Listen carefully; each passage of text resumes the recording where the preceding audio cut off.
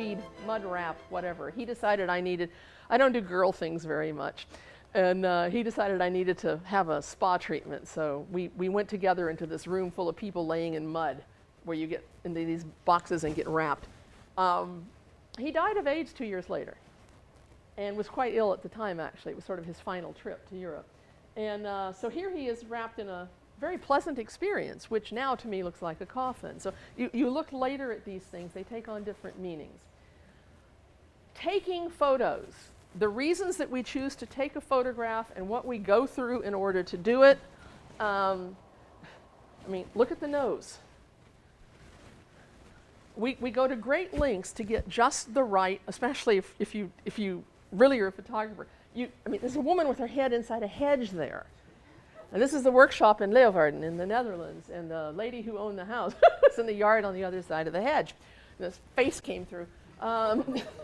We do things to get photos. We do things with our photos.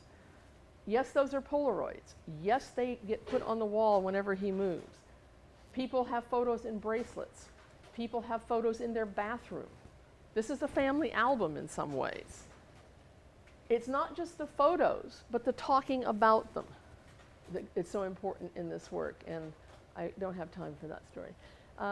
Many times in therapy or in workshops, I'll have you bring 20, what if I said to you, bring 20 or 30 photos that have special meaning to you for today? Imagine the journey of going through all of your stuff and finding 20 or 30 photos. Well, imagine if I made you choose only 5 of those to talk about. You'll instinctively, if you get your head disengaged and let your gut and your heart select the images, you'll have a pretty good self-portrait by the time you're finished, in metaphorical form. But if you've reduced it and then reduced it again, you'll end up with some significant parts and moments and people in your life. It's a good way for people. It's one thing to say to somebody in therapy, who are your significant people? Who's your support group? I go at it photographically. I say, lay all these photos out in terms of how far close they are to you. You have this visual representation you end up with. You know who their support group is. You know who loves them, and even if they don't like them at the moment. It becomes very visually obvious. If you say go out and take 20 pictures before you come back next week on any of these themes, the me my mother always wanted, who I would be if I wasn't being who I am now. Who I would be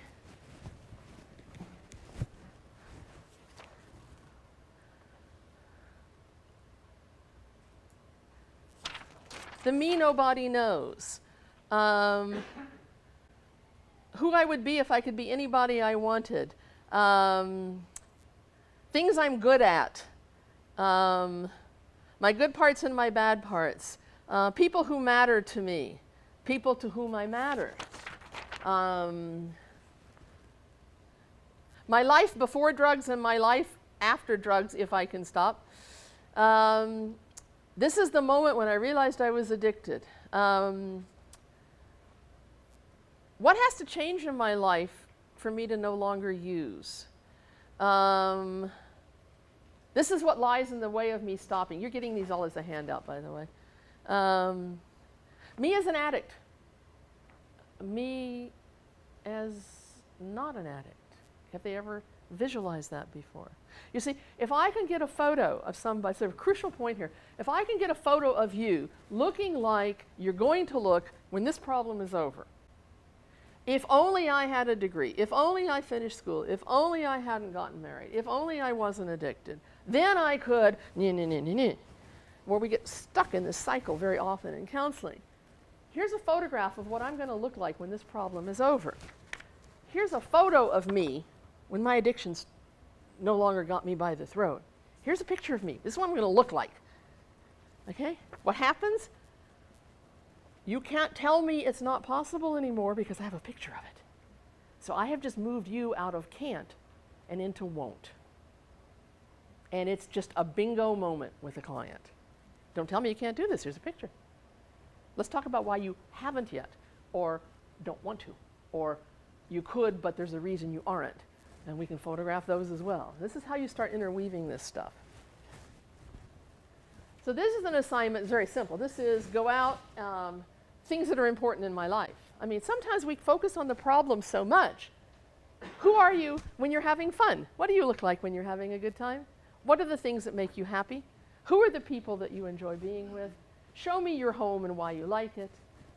These are things I like. And this is the same assignment across one group of people in a workshop, in a training workshop. They are doing the same assignment. Look how differently human beings do things. And you want me to develop an assessment tool, right? Yeah, sure. My assessment technique for clients, it's very simple. What is the problem? What seems to be the problem that brought you here? Who is it a problem to and why? How are you going to know when it's over? You give me those answers, I can work with you for hours. What seems to be the problem that brought you here? Who is it a problem to and why? How are you going to know when it's over?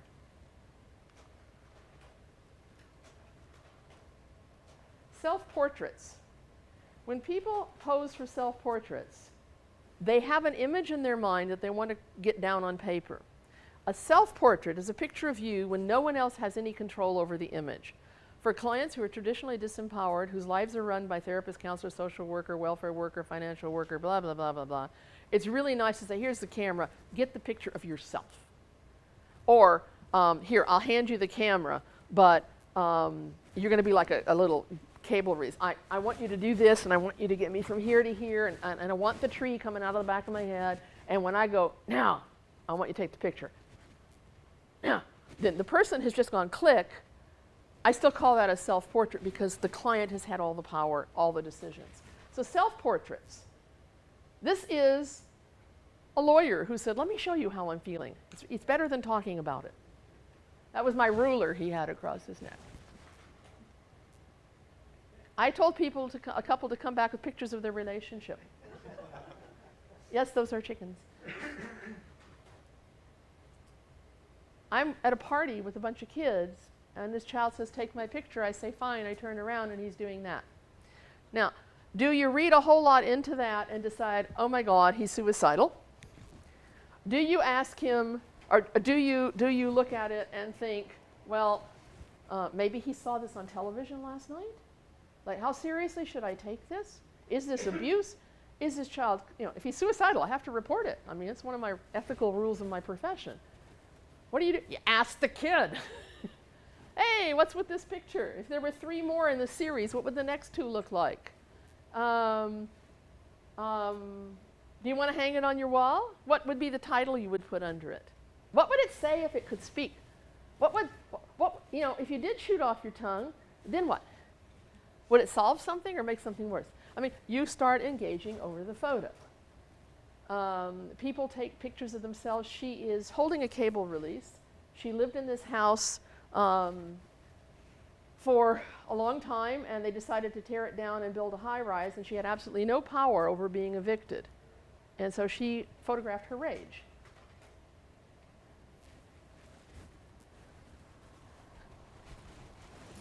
I will be giving you a coffee break in a bit. We're running just a titch late, but I want to finish this series first.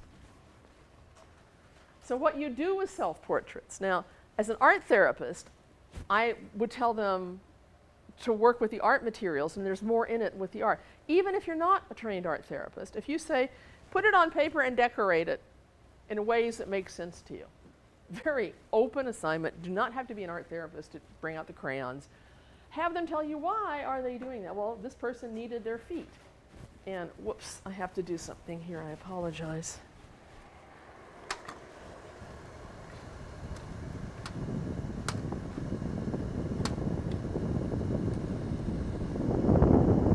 This is something because I have a very strong sense of ethics, and there is someone who took a workshop of mine and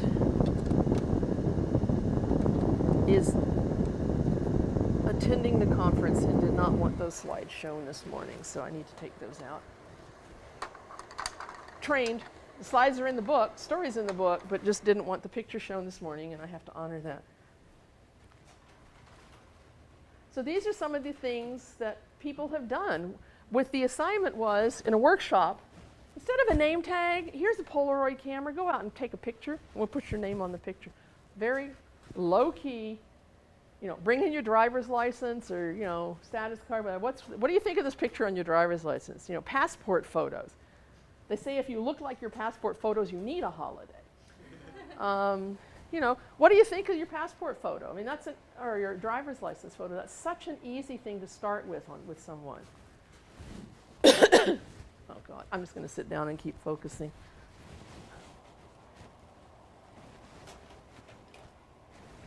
You can do psyche and shadow. You can do inside and outside of my head. You can do duos of any kind and literally hold them as if in empty chair technique dialogues. This is two where the person ended up talking between them. The person on the left would say this and the person on the right would say that. Now, albums, I work a lot with people who are supposedly going to die. And they forget that we all are. We've all been dying since the day we were born. None of us get out of this alive. And that the search for meaning and purpose and a legacy to leave behind is very important for all of us. It's just we don't think about it until death comes into the picture. And so I often ask people about a visual legacy. If this was your last day on Earth, what would you want people to know about you? Let's get some pictures of what you would want to be left behind if you got hit by a bus when you left this building. Or there's a fire and you've lost all your photos and you have to create the 10 most important ones. Or the reason I have this picture is I have no idea who these people are. I found this picture in my attic. So your picture is valuable as long as someone knows who it's of. You stay alive in people's memory as long as they know who the photo is of. This was my great-grandmother, whatever, So those of you who are working with people, not just geriatric, but all people, it's not the pictures of these two people, it's the relationship expressed in them. When you're working with people around death, we often think, well, I want to get a photograph of this person who's not going to be here next year. We forget too often to get a photograph of ourselves with them because it is the relationship that we will be missing, not just the person. And for those who are working in addiction, realizing that for most people, their community of addiction is their family at that time, because their regular family they just are having probably too many difficulties with. You ask someone to go clean, straighten up, stop using, get clean, and go live in a different part of the city and stay away from the bad part of town, you're asking them to leave their friends and family. And if you can't help them build up a new support group or other people who can substitute that won't drag them back down in the addiction, the loneliness, if nothing else, will sabotage their steps. And so it's often useful to say, let's take a photograph of the people who are important in your life, even if they are addicts, because when you leave this world, you will not be seeing them the same way, and you may not be seeing them at all. You need to prepare to grieve the loss of being an important member of that community before we move you on to a new one. I've seen far too many sabotages for that reason. Now, these things about photos now and later, okay? This is her, same child, at 16, holding the photos from before, and she's the one who told me, do you still have my picture? And I said, yes, and she said, oh, good, then I'm still safe in your heart. Now, that child, because this was 30 years, that child's now 33, and, I mean, older than some of you in the room, so, things change over time. She still goes back to these pictures. Personal story. I turned 60 last summer, and on my 60th birthday, we went on a boat trip up by Chatterbox Falls, up the coast.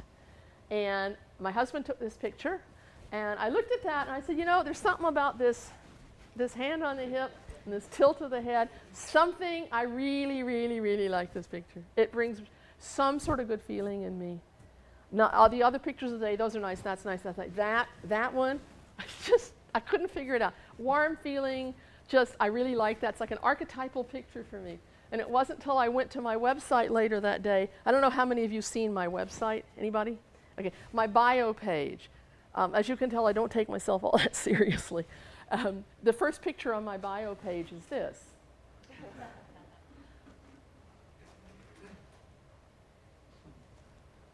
And I went, aha, and it was one of those aha moments. Now, this one got conscious. They don't always.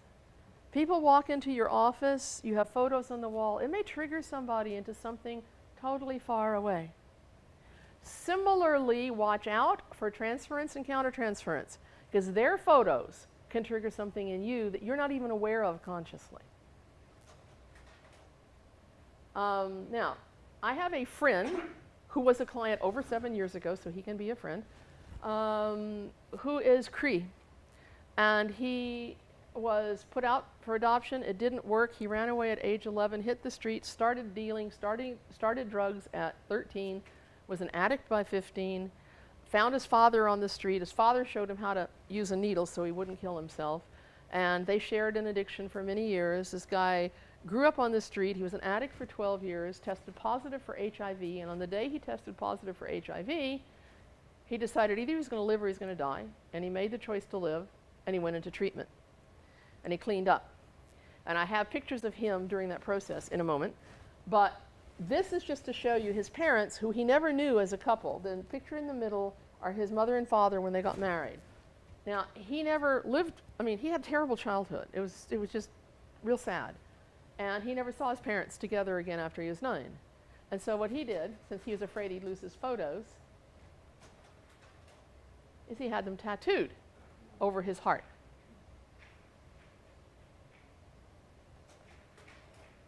People have albums. They have pictures in albums for reasons. The reasons may not be obvious. The top left photo is a headless half woman in a parking lot.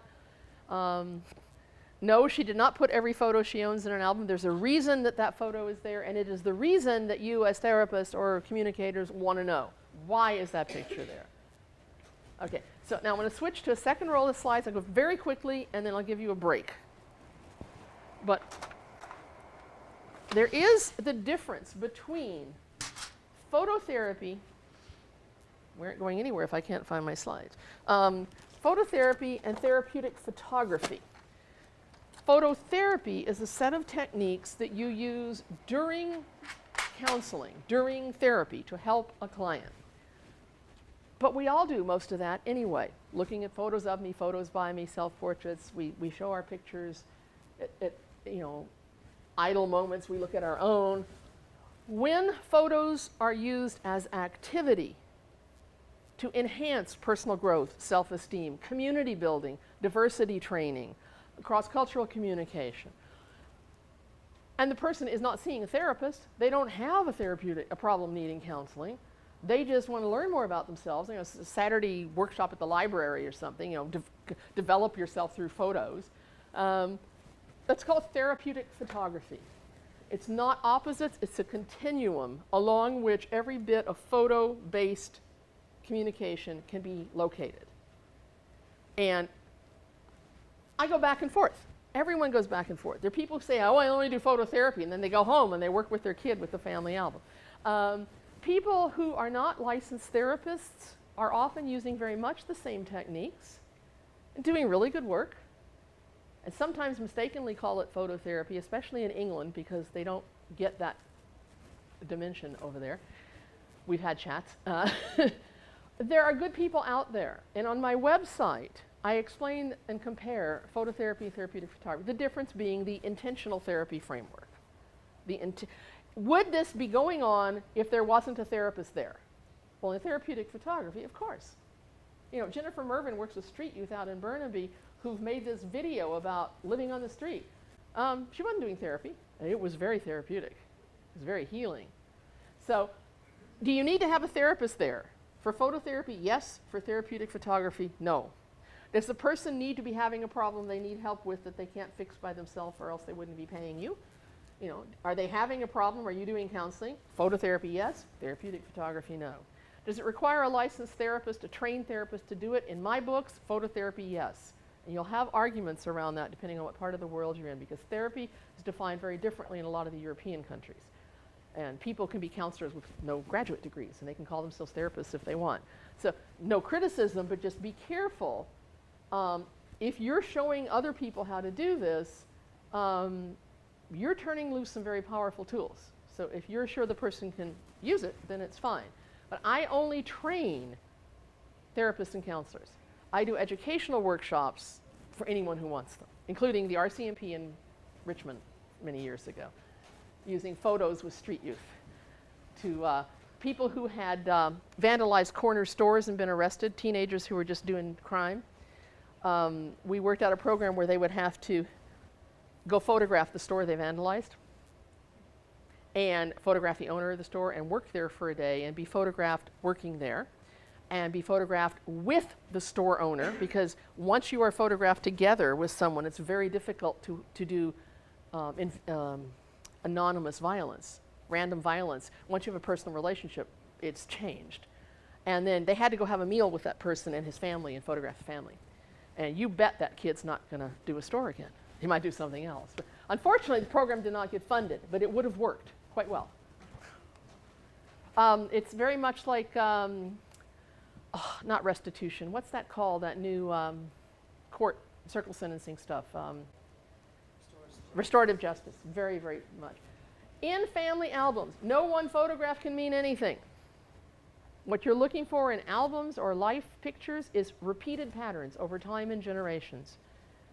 Every year there's pictures of this, that, and the other, and 1 year there isn't any. Did the family have an illness? Was there a divorce? Was there a death? You know, every birthday is celebrated except Joey's, you know. So anyway, so patterns that you're looking for. I seem to have had a brother that was a car. These are my family photos. You're here paying to see my family pictures. Gender role pattern. What do women and men do in this family? What is traditional? What patterns do you see year after year? Do people always habitually stand in the same place if they choose where to stand, and why might that be? My parents at their wedding day, my parents at their 50th anniversary, my mother's comment, and it's a good thing it wasn't therapy or I would have been there for days, she said, "Oh, isn't it funny? I used to lean on him and now he's leaning on me." And I thought, oh, I'm not going to go there. But I could have if I was a therapist. There's a lot in that statement. You see things in albums. You know, you just saw my mother. She's this little tiny petite thing, and there's me, and that's my grandmother. And again, one of these moments where, yes, I knew that was my grandmother. My husband asked me to hold a photograph of her, and I thought he was taking a picture of the picture, but he was actually taking a picture of me with the picture, and I did not know that, so I did not prepare how I looked. You know what? She didn't have a waist either. So you start to see things that you never, I didn't part my hair there, it's how my hair does. You know, this is what we look like. My mother is the alternate generation. She probably looked like this person's mother. But you have kids who don't feel like they don't belong in your family. Try to find some pictures of the older generations. What if you're fostered or adopted, or you've lost all your family photos and you don't have this? Well, go take pictures that would be what you would have if you could have, or go draw them. Sometimes the most important thing in a picture is not what's the most obvious. One of my chapters of the book has a list of questions about projective photo questions. You're getting a handout on those, but the whole story of this, which is in the book, has to do with what I bet if I said to you, everybody, you get $100 if you tell me what is the most important thing in this photo that caused the therapeutic moment. What is it? Where is the hit point in this photo? Well, sometimes it's important to say, what is the most obvious thing in this picture? Because what's obvious to the client may not be obvious to you. We had 45 minutes of therapy over the newspaper on the left on the rock. Because the child on the right is the same young lady that was angry about the house being torn down, like she was in her 20s. This is her childhood photo. Her mother used to bring the New York Times to read when they came to play at the beach instead of playing with her and her sister. She resented that like crazy.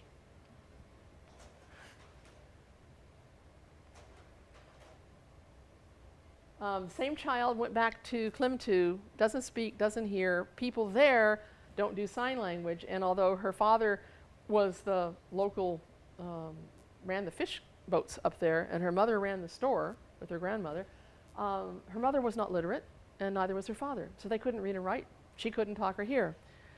We took an album and said, okay, Susan, pictures you want to show people up there of what your life is like here. Your book, your title, you write it. I don't care about the spelling. You take the pictures, you do the work.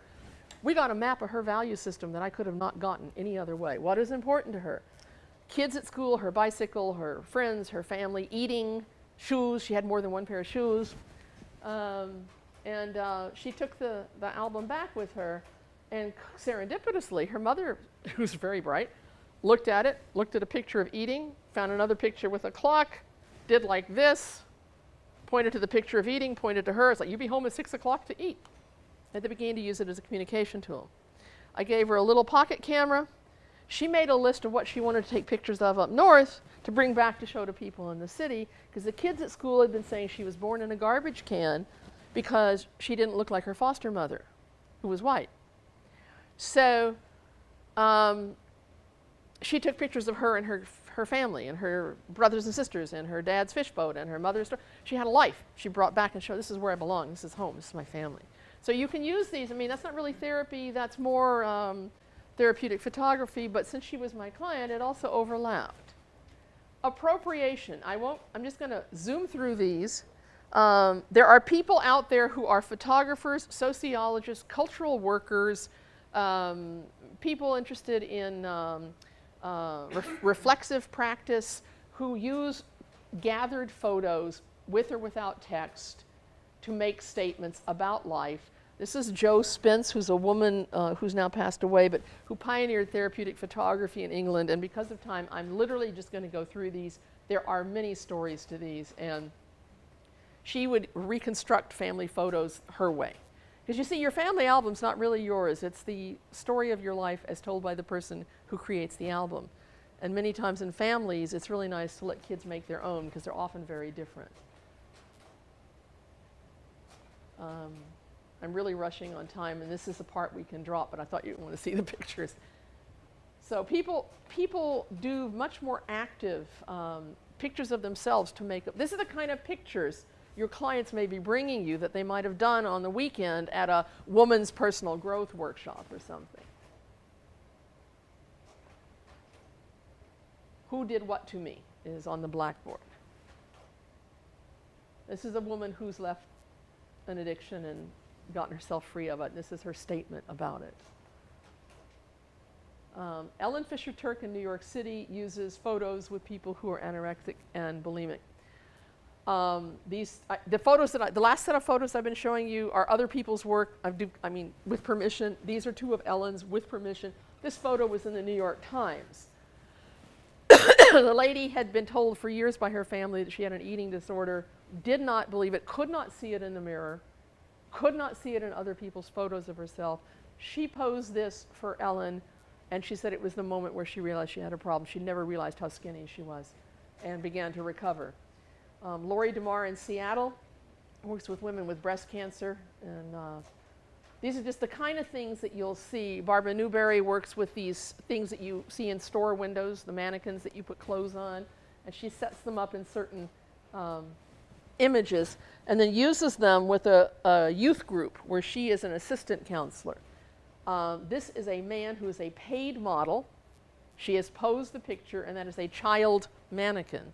So she gets the alcohol and the teddy bear. She poses these to be conversation starters in groups where it's difficult to start conversations. And again, with addictions where people are so well defended, and they've been there, done that, heard it all, been to 1,800 counselors, do not want to talk at all about their feelings. Thank you very much. You can do some structuring. There's a guy in England who's doing this with people in prison who are abusers, where he creates images and just gets the group to talk about the pictures. They don't have to talk about themselves.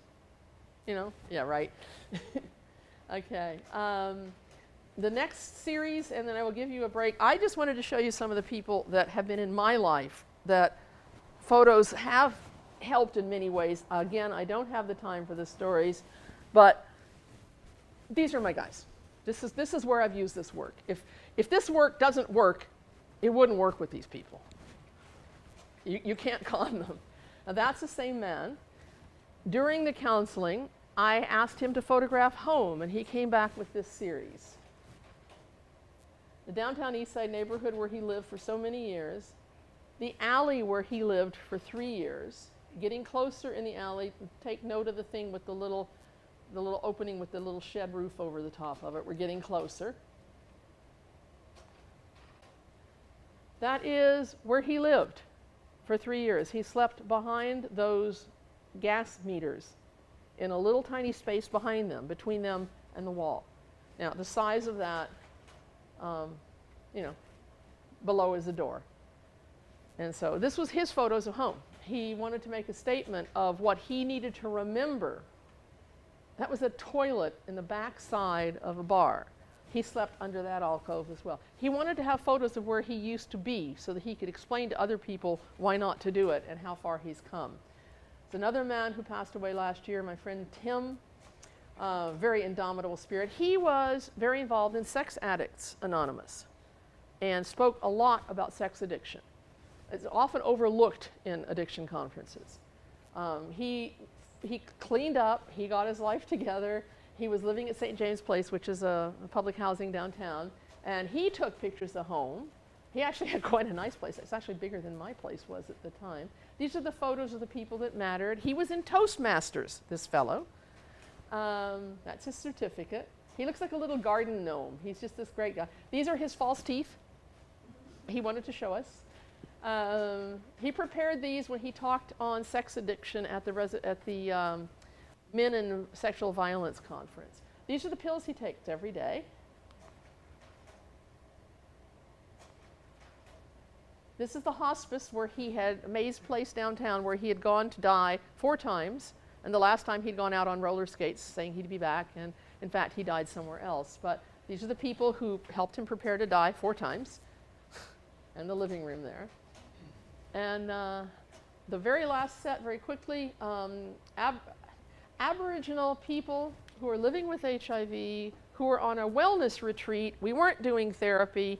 We just took Polaroids where they're holding the Polaroids up. They're putting them on paper and decorating. And again, the decorations. We had beads and feathers and glitter and people that you normally would see downtown scaring you in an alley at night have this incredible talent. And this was just the one on the left was take a picture to use as a name tag. Then the one on the right is take a picture of who I would meet if I met you when you were 5 years old. You know, or 3 years old, 4, pick a number. But I wanted them to get back in touch with the playful child because they were on retreat, and this was one way to do it. And then put them both on a piece of paper so that it makes sense, means join your childhood with your current life. Some people had real shocks when they realized the difference. So some of this can be very, very subtle.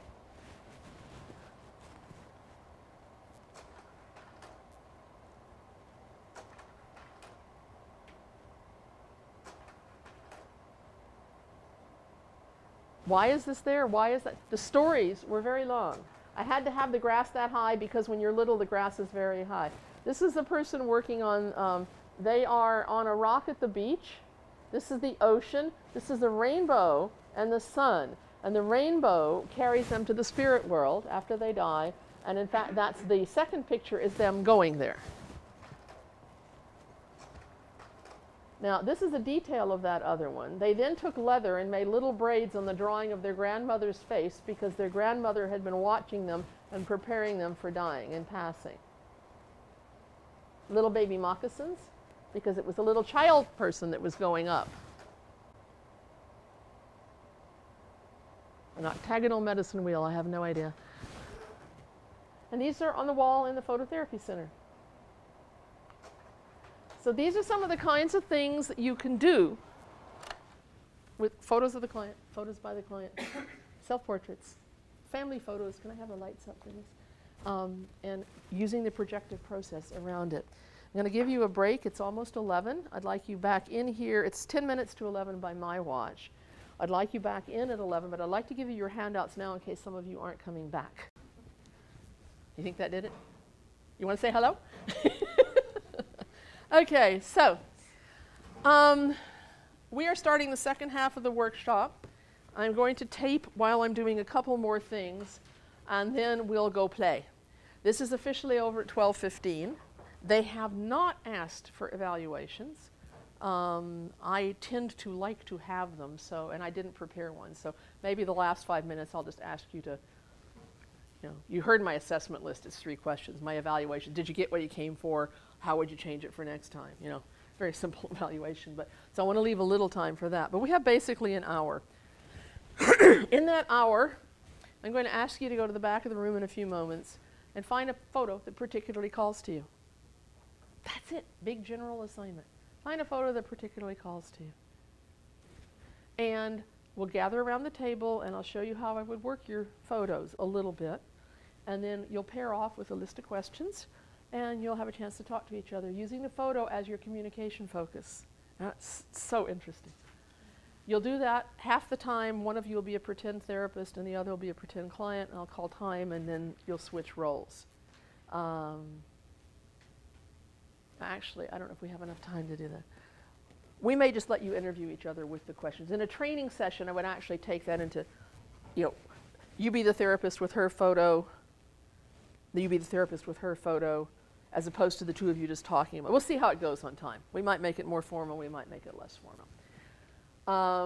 In a training workshop, you do this for a day. You do a day on projectives, and you do a day on self-portraits. We have 15 minutes on each here. Okay, so why work with projectives? What is it about the projective technique that makes it so important? I have no idea what they do with the recordings when you're drinking coffee while you're talking. What is it about the nature of looking at a photo that makes the projective process so important that I call it a technique, okay? And that has to do with the creation of the meaning inside you when you're looking at the photo. And the same thing happens for your client, but in this case, the two of you are going to be looking at the photo the client chose. And what's going to happen is you will see the photo differently than they do, to a large or small extent. And you have to keep your perceptions and your agenda out of it. You can't do this counter-inference stuff. But you can do one thing which is very helpful, which is to say, you know something? The photo you're looking at and you're telling me all this, I hear you. I mean, let me reflect this. This is what you're saying, right? Yes, right. What's interesting is I see this really differently. It's not particularly relevant. We're not doing my therapy here, we're doing yours. But if you're interested, I'd like to share with you what I see, and I'd like to find out, why do you think we see it so differently? Now that is a safe way to do that.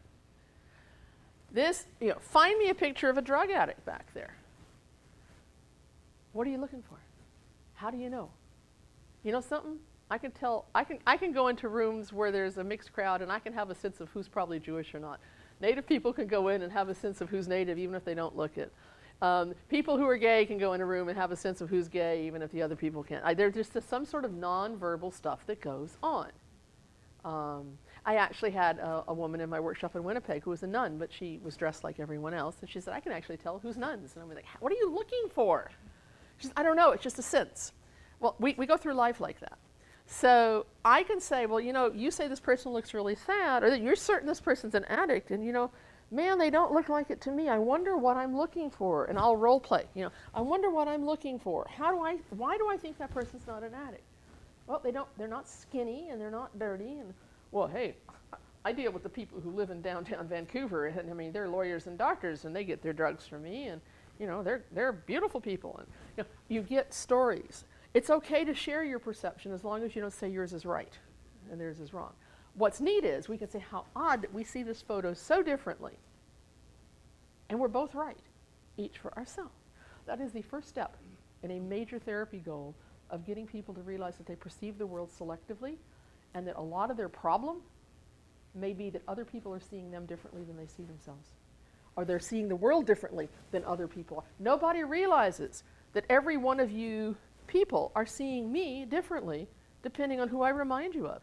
If I go out the door and a month later someone says, Judy Weiser, workshop at the Personal Meaning Conference, each of you will flash a memory, because memories are stored visually, they're not stored in words, of what you remember of me at this workshop. And if you're into jewelry, you'll remember what was on my hands. If you're into shoes, you'll remember what kind of shoes I have on. If you're not, you won't. We forget that everybody is like this, and we have people who are in counseling feeling very disempowered and very, something's wrong with me, and I don't think there's anything wrong with me, and they think I have a problem, and I don't have a problem, and what's your problem? And I'll sit here, but you aren't going to change me, and you get all, and you need them to understand that you're seeing their world differently than they are, and it's not a matter of right or wrong, but their way is causing them problems, and perhaps they'd like to see it differently without disengaging from their reality. I don't want to disempower their perception of themselves, but I'd like them to see that they could be seen differently. So this is what a lot of this is based on. I have 2 handouts for you on theory. One is called Making Sense and Sensing Meanings, and it talks about how stupid it is that counselors aren't trained to use photos to assist the counseling process, about the way people make sense, and that we don't make sense through words, we make sense through visually coded memories. The second handout talks about sort of selective perception and why to make changes, and very, very briefly, an anecdote here that I think is important. How many of you wear contact lenses? Hard ones, or anybody wear hard ones? Gas perms? Oh God, I am a dinosaur. All right. I have gas perm lenses that are hard. If I drop them on the floor, they bounce. If they're clear and they bounce somewhere else, I won't be able to find them. They don't make clear ones anymore. They only make those that are tinted very slightly blue. Very, very, very, very light, light, light blue. Like this is light, light, light yellow. So I get up in the morning, I put in my lenses so I can see, and I walk around all day long, and I see fine. I even have bifocal lenses. I see perfectly fine. And I go home at night. Just before I go to bed, I take the lenses out, and I look up, and everything's gone a whole little bit lighter yellow. The whole world has shifted yellower because I've just removed my blue filters. It's like sunglasses. You don't realize they're on until you take them off. All day long, I am seeing the world through slightly blue filters. Then I'm not aware of there until I remove them. And it's my position that we do that all day long with a whole pile of layers of filters through which we view the world and decide what's important and what isn't, and who matters and who doesn't. And that guy with the turban looks scary or not. And this person with that color skin reminds me, all of these things by which we make our way through life, filtered by personal, family, social, cultural, class, gender, race, whatever, filters. That's a big funnel of reality that has come up to me being at this moment in time that produces how I see you and the sense I make out of encountering you. And I forget that you've got a big funnel of all those experiences and filters that you and I are meeting. And we think we're going to communicate. We come from different worlds. Even if we're twins, we come from different worlds. So that's what this handout is about. And it ends up with therapeutically working a photo as a projective stimulus can help therapists explore clients' unconscious value system and make more visible the underlying symbolic map that reflects how they view or construct the world around them and define who other people are. The resulting personal attitudes and beliefs then form their expectations of others and of themselves, and they're reflected in how they evaluate the meaning of what is said and done to them. In order to help clients make the changes they desire, therapists need to first be able to see the world through that client's own eyes and discover their own unique reality filters, those differences that make a difference to them, even though not always noticed by the therapist. Projective phototherapy techniques provides a means of doing this, helping to non-verbally demonstrate to a client how their own way of being and thinking and feeling is actually only one of many different right ways. Without that discovery, devaluing or demeaning or disempowering their own way. Only from inside can change be initiated. Only from realizing there's more than one way to see their situation will clients ever find that it might be of help to consider it from another perspective, using someone else's filters to compare realities and explore what's learned as a result. And that is how healing begins. So this is why we're going to go do projective phototherapy in the back of the room. I'm going to ask you to find a photo that particularly calls to you. I'm going to give you a few moments.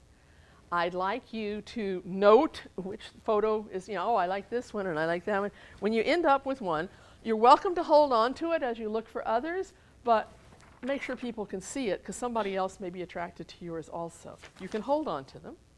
And it may be that 2 of you like the same photo, and that's going to be really exciting because then we can compare realities. And I will work the photo. During this series, this process, This is not therapy. This is an educational experience. You keep your own boundaries where you want them.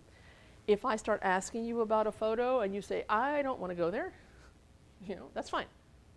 If I say, would you like to talk about this? You can say, no. Or if I ask you, we're working, and I say, well, what about this, what about this, what about your mother? I've had enough, I want to stop. Fine, that will be totally honored. I will not put, it's different than therapy. I won't push. You control how deep we go. You tell me if you need to stop. And when I stop, I will ask you if there's anything else you need to do before we close. Usually this is lighthearted and easy. Sometimes it brings up something that's intense, and I will stay in this room after this workshop until you're put back together if you have one of those situations where, you know, it's 12:15, we have to stop, and you're still not where you want to be to leave the room. I'll stay with you. So just a structural framework for you. I'll give you maybe 5 or 10 minutes to find a photo, and we'll probably regroup here in sort of a big circle and have some fun. This stuff is, for the most part, fun. And I mean, you came in the room this morning and saw those photos back there. Imagine a client who's so used to verbal therapy. Go in and sit down and talk to this person. You walk in and you see a wall full of photos like my center, or a table, and it's like, oh, God, we don't have to talk today. Let's go look at pictures. People come in at workshops. I've had the housekeeping staff come in and stick around because they're just so unused to seeing photos and something, it's a familiar human behavior non-threatening. It'll be the same for your clients. So, Jan, I'm going to turn this off now, and it